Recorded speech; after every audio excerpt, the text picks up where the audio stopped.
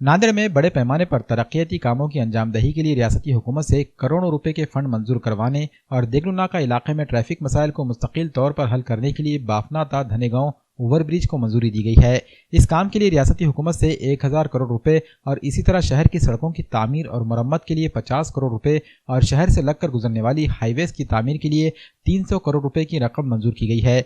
इन तमाम फंड्स की मंजूरी पर रियासती वजीर अशोक चौहान से इजहार तशक्कुर करने के लिए एक अवामी जलसा मुनक्किद किया गया।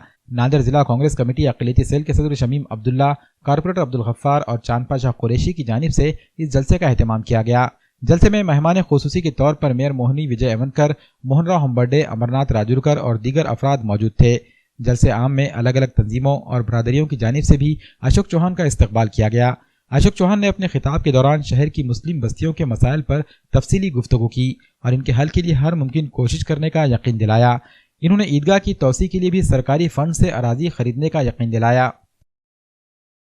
मैं तो सबसे पहले अशोक चौहान साहब को मुबारकबाद दूंगा कि उन्होंने जो समृद्धि महामार्ग है, बहुत बड़ा काम है और वो जालना तक हो चुका है, उसको नागपुर जाना है वो रास्ता, नांदेड़ को लेकर आए, इसके लिए बहुत बड़ी खुशी की बात है। आप तमाम नांदेड़ ज़िले के हिंगोली, परभनी, इनके लिए बहुत बड़ी बात है। वो रास्ता शायद ही अपन कभी हिंदुस्तान में हुआ होगा।